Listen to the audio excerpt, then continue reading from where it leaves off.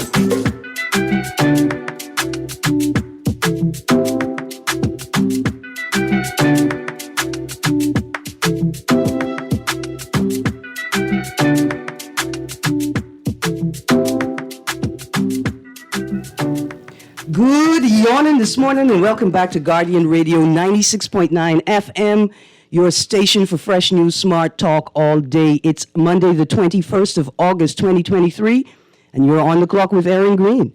On the clock, we engage organization leaders and ordinary people to better understand the impact of public policy, private sector development, and emerging social and consumer trends.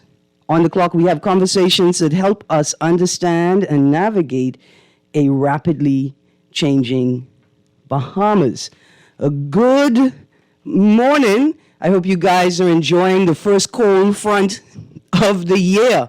That's what I choose to call it. We had a weekend of storms. I hope that everybody survived. We have to look to our brothers and sisters on the west coast of the United States of America and hope that they survived their first hurricane in 80 years. I don't know if they were prepared for it, but I tell you what, I know we're not prepared for the opportunities that are rising and presenting themselves all around the world. Not only could we be offering this thing called disaster tourism, but we can be building models. We can be building models for countries across the globe where citizens are experiencing new weather phenomenon, many for the first, weather phenomenon for the first time in their lives. The opportunities arise everywhere when you practice empathy, when you center empathy personally, collectively, and professionally. We could do it. We could definitely do it. Now to our Sand Dollar Live read. Thursday the 24th and Friday the 25th of August, central bank representatives will be giving out sand dollars at Solomon Supercenter. Show your Sand Dollar-enabled digital wallet at the door and receive $20.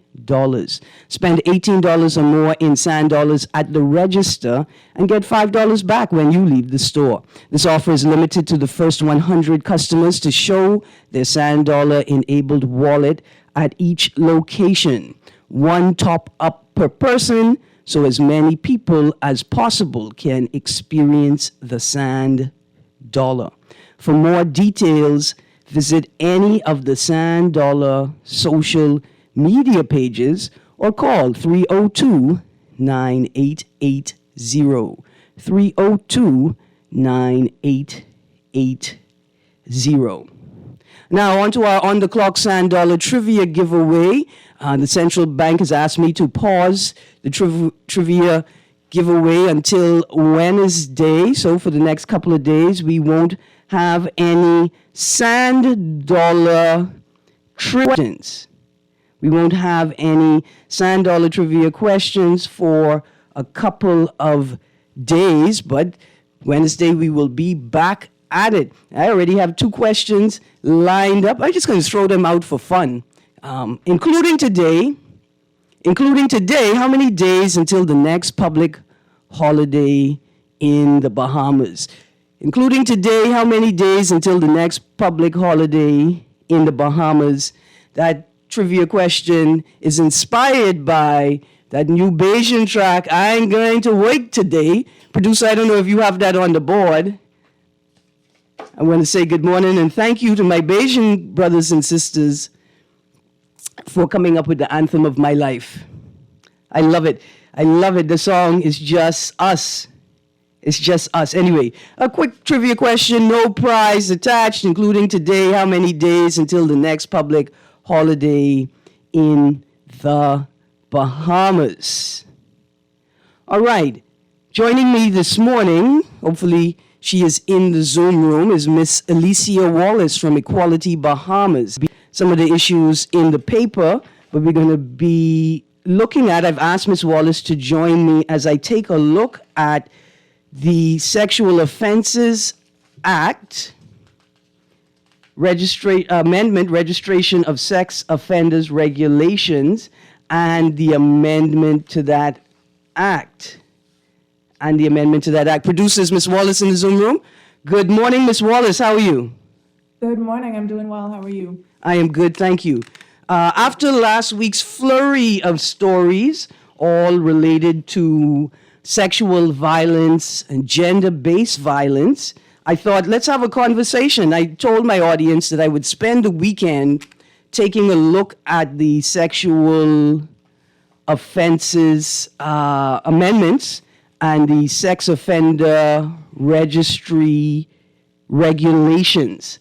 And I've asked Ms. Wallace to walk through that with me, and we will discuss some of the issues that have popped up on the timeline, in the headlines, over the last couple of weeks. Morning, Ms. Wallace. Hello. So I want to start here. The 13th Commonwealth Women's Affairs Ministers Meeting is actually taking place, starts today. It's taking place at Atlantis Paradise Island Resort from the 21st to the 23rd of August 2023 under the theme Future. This meeting is hosted by the government of the Bahamas, and it serves as the principal decision-making body for Commonwealth Women's Affairs ministers to review progress made towards achieving 4 Commonwealth priorities for gender equality and women's empowerment. At this year's meeting, a special focus will also be on the inclusion of women and girls with disabilities. The outcomes from the meeting discussions will shape the gender equality agenda for the upcoming Commonwealth Heads of Government meeting scheduled to take place in Samoa in 2024. What do you think our government is going to say at this meeting, Ms. Wallace? It will definitely be interesting to hear. I'm sure that they are going to inflate everything that they think that they have done and pitch everything as gender work to people who are coming into the country from various Commonwealth states, while continuing to ignore issues of gender at the national level and refusing to use the word gender because it's too, quote unquote, confusing for Bahamian people. I think it's very interesting that it would host this meeting of women's affairs ministers and be seen to, or try to be seen to be taking the lead on issues of gender equality when they are quite literally shaking in their boots every time we try to address these issues nationally. Yeah, I find it troubling. So many ministers attempted to convince us that we don't need a focus on gender, particularly a focus, I guess, like a whole gender-based violence bill, that is not required. But at the same time, they are not just participating in, but hosting the 13th Commonwealth Women's Affairs Ministers Meeting, whose purpose is to ensure that gender equality issues are represented equitably and fully at the next Commonwealth Heads of Government meeting. Definitely. They're not, I don't know, it's all about appearances, right? Let's look like we are engaged in these conversations. Let's look like we care about this, and as though we are making an effort to improve things nationally by playing host to these meetings and trying to participate in discussions in ways that suggest that we take a particular stance while saying something completely different when we're talking to the Bahamian people, the Bahamian public. Absolutely. I find that while we understand that our governments will be having quote unquote different conversations in different spaces, right? The conversation you have with Bahamians, it's going to sound and it's going to look different from the conversation that you have with representatives from other governments, supranational agencies. But surely that's just a matter of tone, hey? And you should still be saying the same thing, even if you're using different words and you speak it in a different way. Exactly. We expect differences in language. Even at Equality Bahamas, we use different language when we're speaking to community members, when we're speaking nationally versus when we're speaking directly to the government, because these technical terms may not make a whole lot of sense when we're speaking to the general public, whereas we know that the government has a handle on these issues and the way that they are connected and the way that they are related, like CEDAW, like the Universal Declaration of Human Rights. It doesn't mean that we don't talk to the general public about the same things. We still mention CEDAW, we still make references to Bellum de Par, and we actually do quite a lot of work to educate people about these mechanisms, help them to understand what we mean when we're talking about human rights and the different areas of work that human rights entails and what we need to do at the country level to come into compliance with international human rights standards. So we're having the same conversations with different groups of people using different language, but we're not changing our position. The position is the same. And it would be great if the government got to that place where it actually had a position, where it actually has values and actually believes in human rights and is able to have these conversations on the international stage at Commonwealth events and still holding on to those same values, those same beliefs, and those same obligations when speaking to the general public and making the investment in the public to ensure that we can all engage in those conversations. Absolutely. Absolutely. Now, taking place at this event, I'm going to read, let me start here. I'm going to read from an article, Commonwealth Women's Affairs Ministers to Focus on Strategies for Gender Equality. And this is an article I found online with a quick search of the title of the meeting. And it says, I want to read here, Minister Wilchcombe said, quote, a culture of gender inequality and gender-based violence destroys the very fabric of our societies and weakens our families, ... That statement alone gives me the sense that the minister understands the work. He understands why the government created an entire department, or in fact, why the Bureau of Women's Affairs to the Department of Gender and Family Affairs. But why is it so difficult why was it so difficult for the minister to say a culture of gender inequality and gender-based violence destroys the very fabric of our societies and weakens our families? And that's why we are enacting a gender-based violence bill to the Bahamian people. But we know why. Not much of a leap from one to the next, but. True. I mean, we know why. We can't say it because the government isn't passing a gender-based violence bill. But I just don't understand why it's so difficult for ministers to say these things to us that they say with such ease to people in the global community. Yeah, it's also one thing to acknowledge what the consequences of gender inequality and gender-based violence are. That's one thing. And it's another thing to refuse to be complicit in it. True. Well, listen, the event taking place from the 21st today to the 23rd of August includes several other events, an online civil society roundtable organized by the Commonwealth Foundation, a senior officials meeting, and a high-level side event hosted by the spouse of the Prime Minister, Mrs. Anne Marie Davis. The conclusions drawn from these events will be presented to the ministers, informing their discussions. Are you aware of any local NGOs that would have participated in the online civil society roundtable?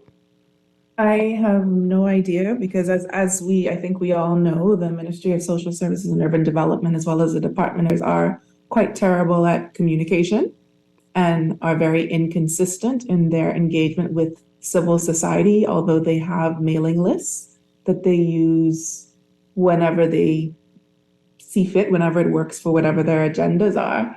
I know that we at Equality Bahamas received an invitation to participate in a particular event taking place today. We received that invitation last week. So this is the level that we're operating at, even for Commonwealth meetings, and I don't know, can we say that the expectation is that NGOs, advocates, human rights leaders have nothing to do and just leave their schedules open, or can drop whatever they're doing to attend a last minute meeting? Or is it that the government doesn't actually want our participation in these meetings and they're just kind of sending off these invitations a couple hours in advance to say that they did it? Absolutely. Absolutely. I want to read another quick quote from the article, and then let's move on to some other stories that have popped up in the news. And we take a look at the most recent amendment to the Sexual Offenses Act, speaking specifically to sex offender regulations. So let me just read this quick quote from the Acting High Commissioner of the Bahamas, Marche Mackey, who said, "The meeting is not just about demonstrating commitment and progress. It is also about acknowledging the challenges we face on the issues of gender equality and garnering the support of our Commonwealth family to aid in our acceleration of the critically important issues affecting women." This will be the 13th Triennial Commonwealth Women's Affairs Ministers meeting, and it will be chaired by Minister Obadiah Wilshcombe. End of story. Let me take a minute here. So I got some text before I read it. I've got a text here, Ms. Wallace. "Good morning, Ms. Greene and guests. So, how you want the people to have a complete gender violence bill when we have MPs allegedly abusing women while they're quote-unquote supposed to be bringing these bills forth?" And so I think the texter is asking us to maybe moderate our expectations, and I will paraphrase, or I will share what I inferred from that text, which is maybe we need to ask this question: is the culture of the political class, right? Is the political culture such that we shouldn't expect a bill or an act to address sexual violence from a government, both opposition and administration, who have been ineffective at addressing sexual violence, allegations of sexual violence, claims of sexual violence, and evidence of sexual violence in the public domain, and allegations of sexual violence among their colleagues? I mean, it's a great point. Maybe we need to make a distinction between our expectations and our demands. Our demands being what is required, what is right, what is just, and our expectations being a little bit different because we understand the context within we are advocating, right? The context where we are having these conversations and what is happening politically and culturally. And this is why I raised the point about what Wilshcombe said about there being a culture of gender inequality and gender-based violence. Particular ministers, particular members of parliament are complicit in that, and they participate actively in that culture. And as the texter is saying, perhaps that's why we're not seeing more movement on items like the gender-based violence bill. Right. In the taxi cab union is calling on the Ministry of Transport to support its call or need for a ethics code among taxi drivers. We see in the United States of America, the SCOTUS, the Supreme Court of the United States, its members have forced a conversation on whether SCOTUS, the Supreme Court, needs a code of ethics to guide the behavior of those supreme judges Do you think it's time that we have a code of ethic for MPs and candidates that's governed by an independent body? Oh, past time. Absolutely. Time for that. Absolutely. Producer, let's take a break. And when we get back from the break, I'm going to read from this article from last week, Friday, serial groper to be released from prison. And then I've got a couple more articles on deck. Monroe tells sex attack victims to report disrespectful officers. Married women, quote, more likely to experience non-consensual sex, close quotes. And we oppose abortion even in cases of rape. Pastors say they support sanctity of life after case involving 11-year-old girl. And then the answer to the trivia question is 50 days. There are 50 days, including today until the next public holiday. And Texas, all I got is a giant bag of Gnap. Today, the only prize I got is a giant bag of Gnap. You text back and let me know if you down to go to Gnap Town. Anyway, you're on the clock with Erin Greene. Joining me is Alicia Wallace from Equality Bahamas. We're talking GBV. We're talking Sexual Offenses Act and the Sex Offenders Registry. We'll be right back.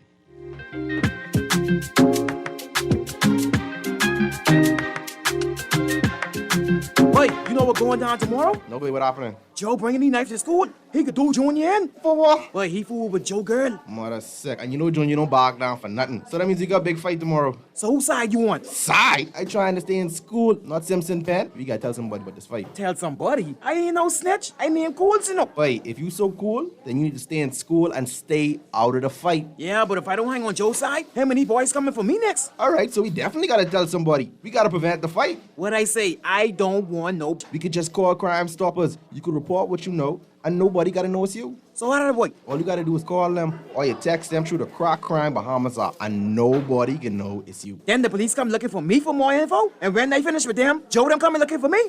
When you call Crime Stoppers, the call go directly to Miami, and they don't ask nothing about you. Then you can get the pen from them, and you can claim a reward later using that same pen. Plus, everything's scrambled, so nobody can read what you're saying. Call 328-8477 from Nassau or 242-300-8477 from the Family Islands. Vaccines are essential for new and returning students.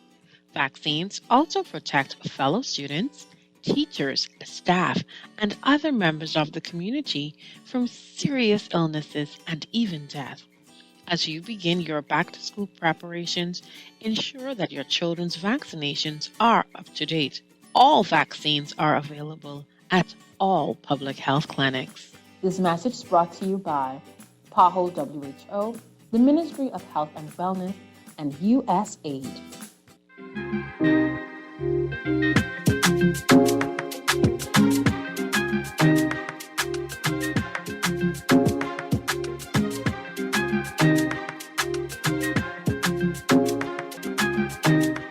Good morning and welcome back to On the Clock with Erin Greene. I'm speaking with Miss Alicia Wallace from Equality Bahamas. Ms. Wallace, just before we get back into our conversation, I just want to respond to a couple texts. I got a text. It says, what about these potholes? Erin, listen, I want to talk more about that tomorrow, but Ministry of Works. Y'all just put up a WhatsApp number and y'all stop waking it. Do y'all not see the roads? Do you not see the massive potholes opening up again and their inspectors? Do you not see the work that y'all paid people to do is obviously not up to par? Also, do you not see the need for an investigation into the quality of materials that are now being used to fix the roads? Y'all don't see that? I know y'all don't see that. Y'all don't see plenty of things, just like the police who have stopped seeing people commit traffic offenses. Somebody asked me if I'm going to congratulate our basketball players on the big historic win over Argentina. Listen, let me show you all why. I want to talk about that on Friday. But more importantly, yeah, we're going to show them plenty love. We're going to show them plenty love. But this is what we expect them to do. This is what we expect them to do. 4 NBA players. This isn't like R.M. Bailey. who had to practice in the gym with no trusses. We can talk about that tomorrow too, right?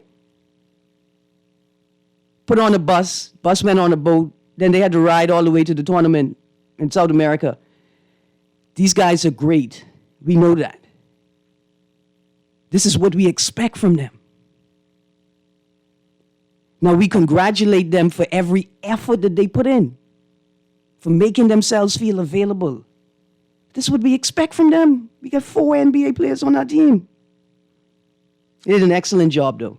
They did an excellent job. We can talk about it more on Friday. But also, I want to talk more about the non-NBA players, because sometimes we act like it's just the NBA players that cause us to win.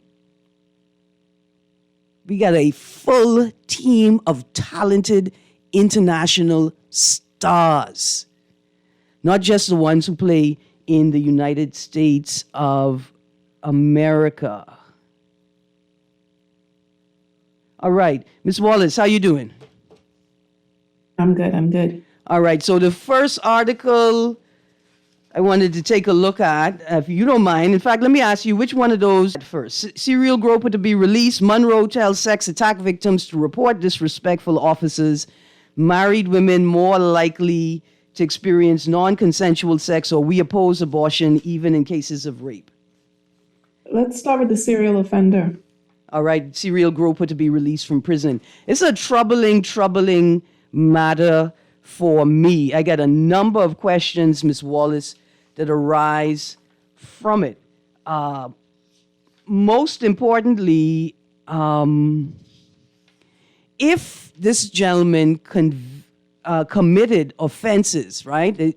The minister responsible, Wayne Monroe, at one point when asked, what about charges for the offenses he mentioned where the gentleman groped a reporter who was conducting an interview at the prison and groped staff in the magistrate's court during a trial, when they asked, like, were charges filed, the minister said that's a matter for the complainants, right?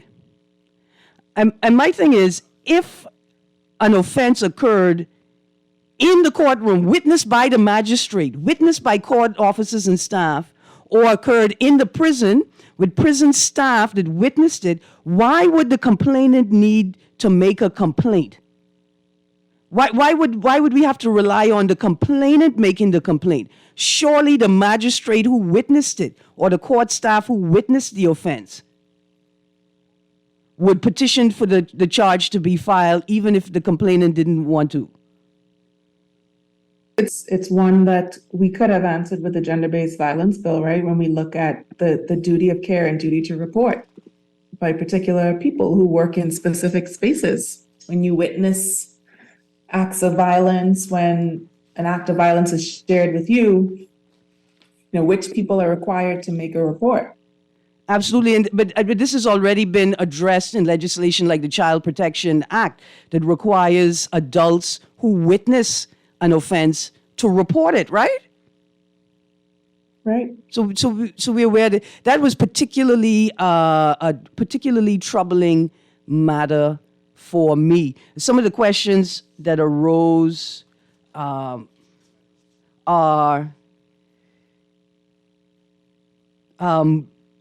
there seems to be like a timeline for being on the register, right? So you've been put on the register, and then after 10 years, you can apply to have your name removed from the register. Is this a provision that sits well with your advocacy group?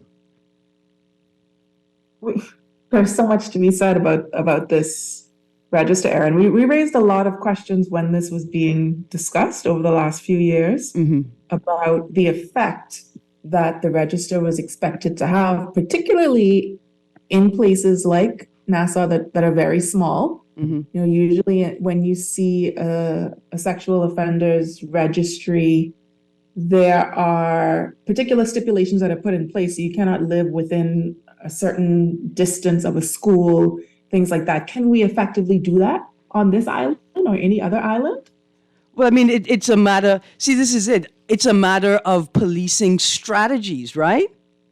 Yeah. We could look at this announcement by Monroe that this person is being released. What does that announcement mean?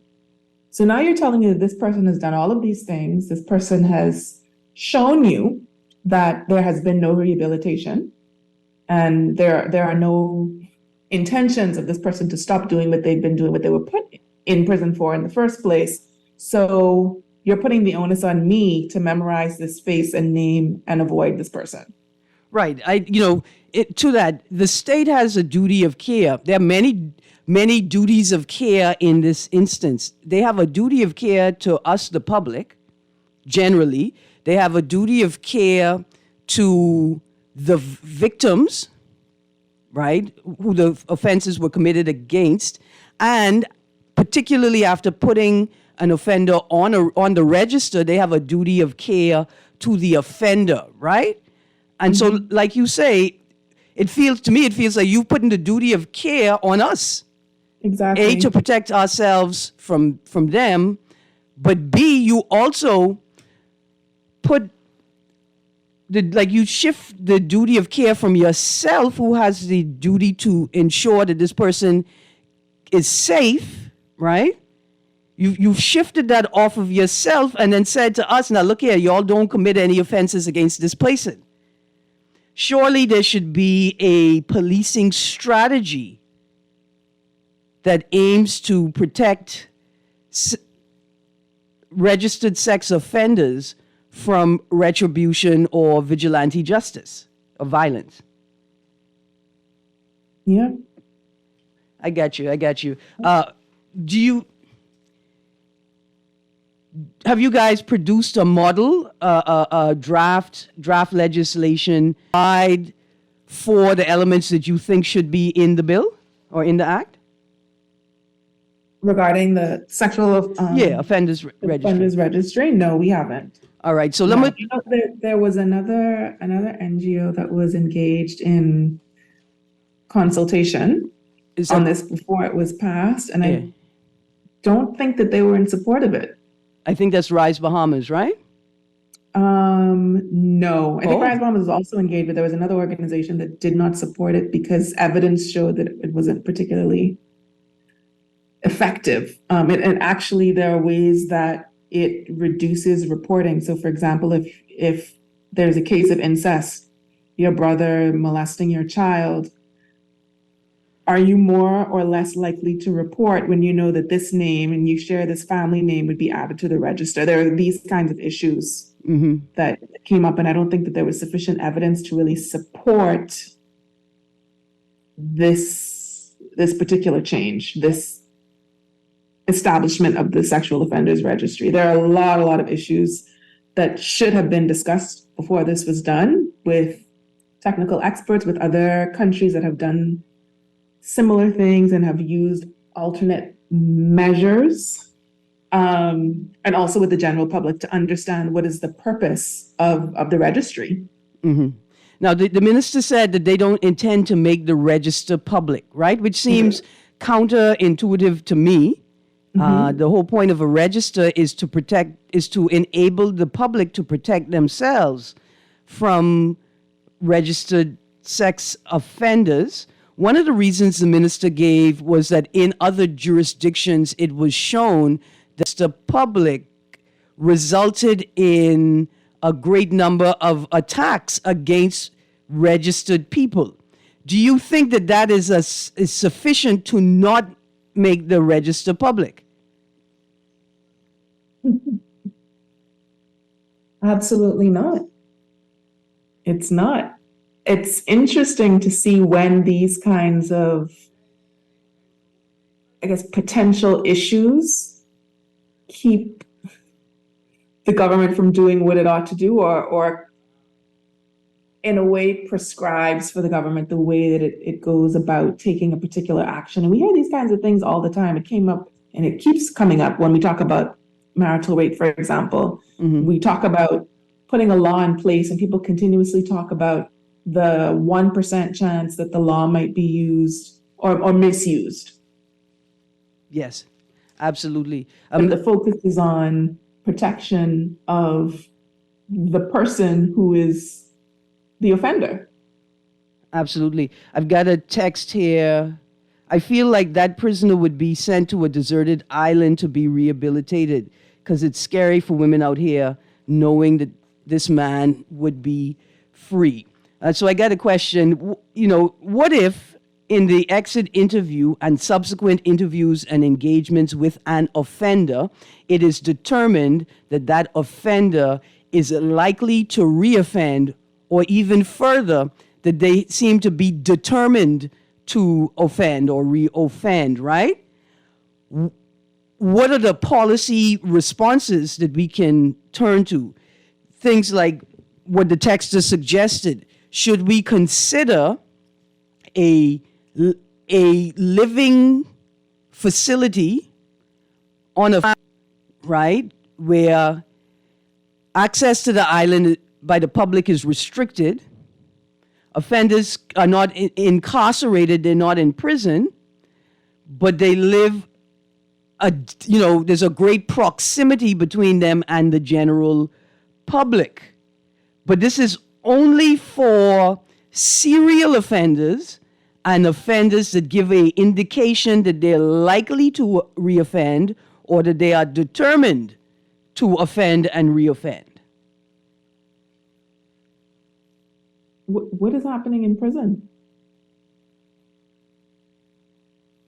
What do you mean? Are we waiting for people to be released to decide that it's time for some intervention and rehabilitation? So you're suggesting that we need strategies and responses during incarceration for rehabilitation to make the person more likely to not reoffend? Absolutely. I think we still have a very antiquated and rather inhumane view of incarceration and of prison, right? It's just put all the animals together and let them live like animals since they want to act like animals, but then the animals get re-released. Yeah. And are expected to behave like human beings. Yeah. It's not reasonable. And we're not saying that these people are animals. We're saying that they are being forced to live in conditions that even animals shouldn't live in. And they're being treated like animals. But there's an people characterize them as animals, right? Oh, they animals, this animalistic behavior that got them in there, so treat them like animals in there. And it's this idea that, well, we're going to punish you with inhumane treatment because that's the way that you behaved when you were on the outside, ignoring the fact that they're going to be released. Yeah. Going to come out and magically be better people because they've been punished for years and years and years and made to use slop buckets and whatever else is going on in prison. Absolutely. Here's a question. Should those particular offenders, right, those who are serial offenders and are likely to reoffend or present as determined to reoffend, should that offender be required to wear an EMD while they are on the sex offender registry, electronic monitoring device? That's one measure of many. Okay. Right, because that's also not going to rehabilitate. I think rehabilitation needs to be at the top of the list. Okay, but here's the question. Can you force someone who has completed their prison sentence to engage in that type of therapy, or are you saying that it must be mandatory as a part of the sentence? It should be a part of the sentence. This should be a part of the program while incarcerated. And there should be reviews that are happening throughout the time of the sentence. And there's probably some legal work to be done around what happens when time is up, time is served, and this person has made no progress whatsoever, or this person poses a threat to the public. The answer can't be, we're going to announce to the public and make them responsible for their own well-being and their own safety and security. That's absurd. Absolutely. Absolutely. Okay, let's move on to another. Well, I want to move on to another article. Do you want any last words before we shift from this space? Some lawyers. I'm going to reach out to Neil Burrows and Rise Bahamas and look for the name of the second organization to ask some more questions about the act at a later time. Things like who determines whether an offender's name will be added to the registry. Is it the court? Is it the minister? Is it the legislation? Because even after reading the statute, the legislation, the act, it's difficult to make a clear determination as a layman with no practice in this area. Is the registration of the offender statutory? Is it determined by the courts, or is it solely at the discretion of the minister? Well, I noticed in the reporting, it came across as though the minister was giving the offender the opportunity to not be listed or not have his name announced, which is very confusing. Right. It's at the minister's discretion whether once you have been registered as an offender, that will be announced to the general public. It appears as if the question of whether you will be registered is statutory, right? There's a list of offenses in the act that clearly say, what is an offense that will result in being registered. The following offenses under this act, in fact, it's called specified offenses in relation to which reporting obligations under sections 26A to 26J apply. And so that would be rape, procuration, that's in the, I want to say, the pimp prostitute dynamic, sexual intercourse with a person under 14, sexual intercourse with a person between 14 and 16, mental disorder, incest, intercourse with a dependent, sexual assault by spouse, indecent assault, defilement of young person on premises, forcible taking or detaining of person with intent, unlawful detention with intent to have sexual intercourse, abduction of unmarried person under 16, abduction of unmarried person between 16 and 18, child pornography. Do you think there's anything missing from that list? I think there may be a few items that should be on that list. Yeah, I need to see the list in print, but I noted a few that are definitely missing. But I think we need to be clear on what determines whether or not it's mandatory for the person to be on the list and for an announcement to be made to the public. Because like I said, that report last week, the wording of it, it gives the impression that, well, I mean, and after reading the legislation, I would also infer that the minister himself determines whether a public announcement is made, right, that this person is being released, and whether an announcement is an acknowledgement is given to specified individuals who I presume are victims, right, of the violence. And I think it's at the minister's discretion. So I want to apologize to Pumpkin Eater, who actually called in last week and referenced that. Right? I hadn't read the act yet, and I couldn't believe it. I was flabbergasted that it would be at the minister's discretion was made or not. Surely, if the act warrants being placed on the list, then a public announcement is warranted and should be mandatory. Right, but to set up an entire interview with an offender, to give them the opportunity to convince you as the minister that this should not happen is beyond problematic, beyond a problem. Absolutely. And if I were the minister, I would tell them reword that, rewrite that. I don't like that. I don't want that responsibility.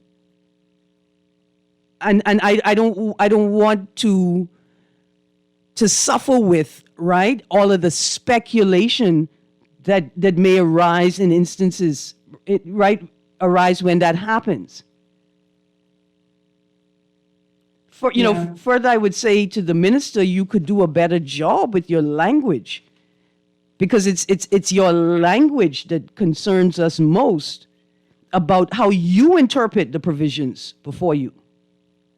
The language used by the minister, though, I find quite helpful for understanding what he actually believes, where he actually stands on these issues. And I've never heard anything said by the minister regarding sexual violence in particular that suggested that women and girls should not experience gender-based violence or sexual violence at all and are not at fault for what they experience and should have access to justice and to avenues for healing and all of the recovery that they need.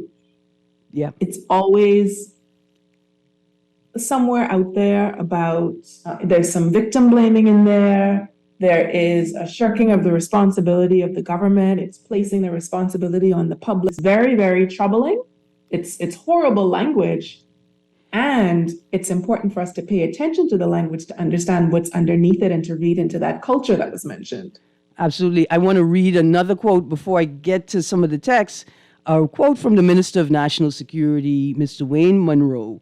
This quote is taken from an interview he did, his Eyewitness News. It was last week, and I think it was the interview he did immediately after in a break during the conference on cyber attacks, right, and digital and online security. And here's the quote.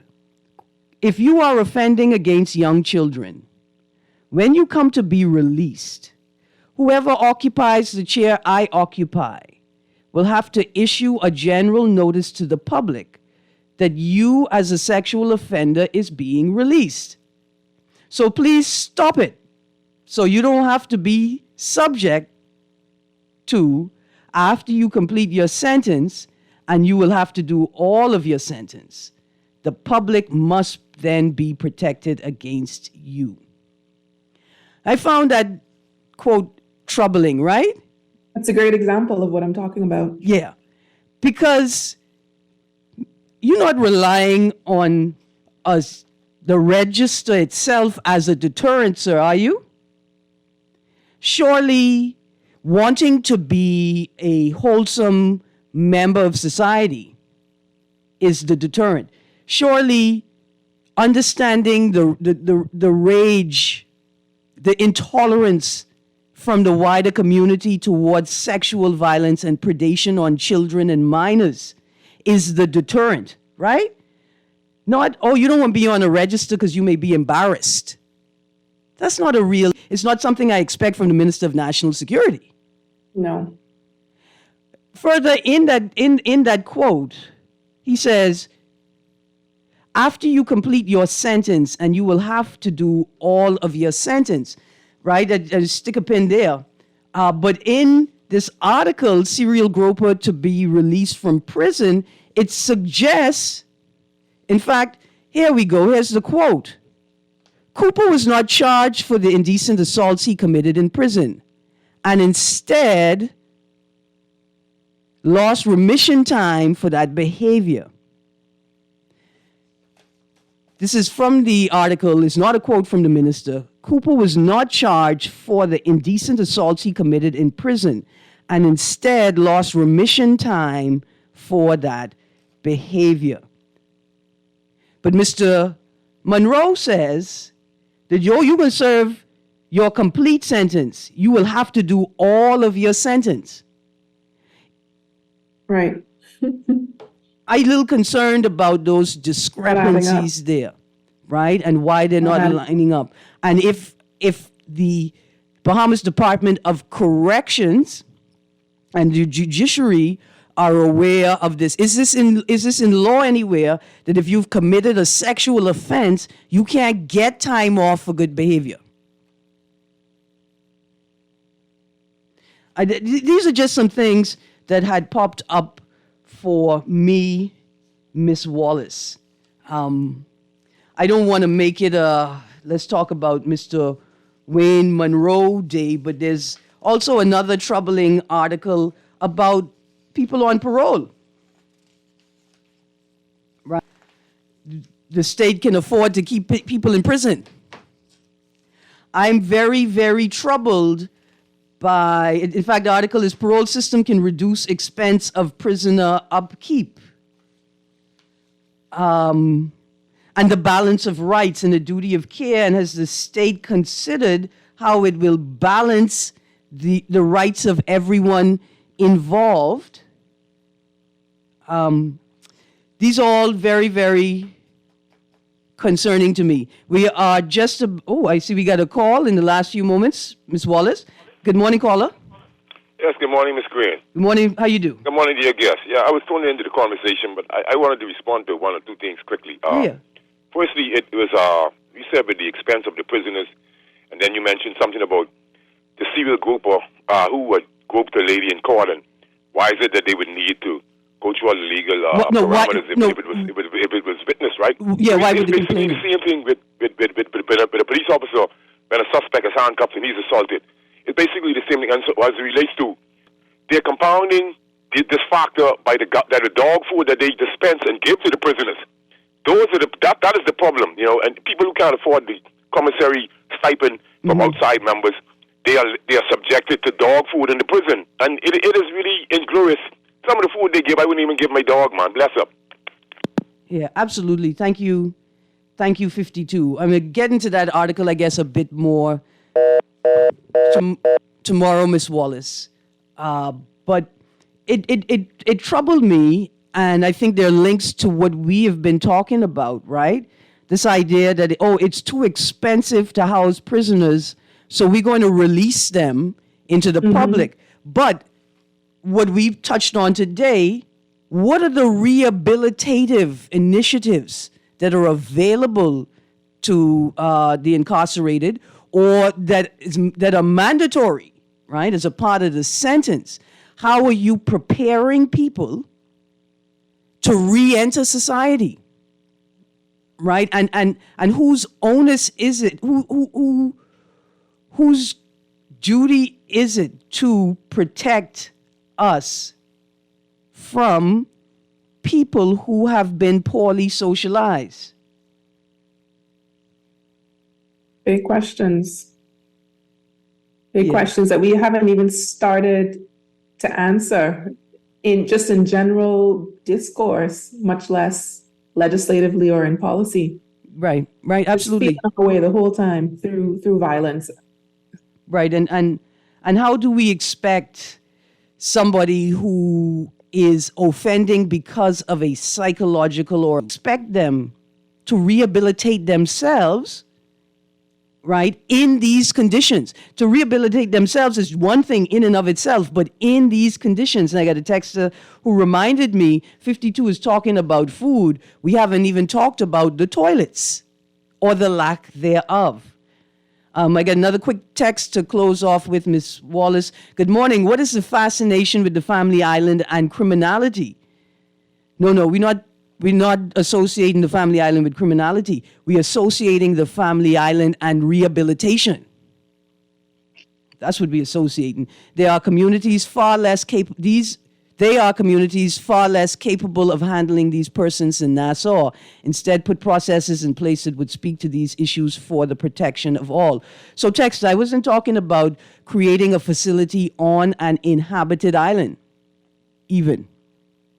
That's not what I was talking about, right? And so we're not doing that to Family Islanders. We have an archipelagic exterior with at least 3,000 land masses.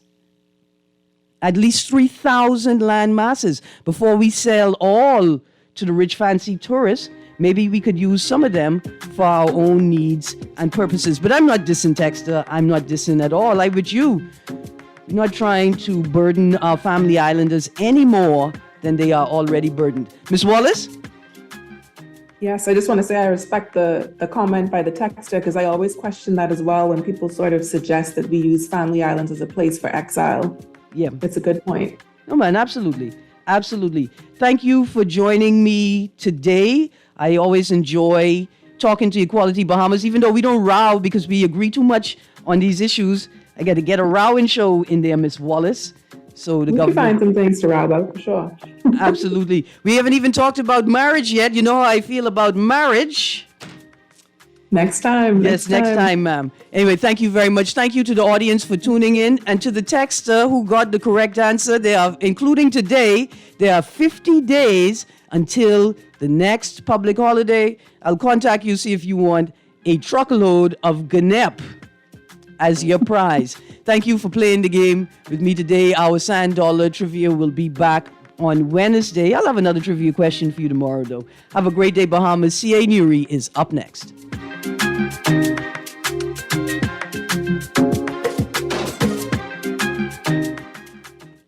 This is Guardian Radio 96.9 FM, Nassau, Bahamas.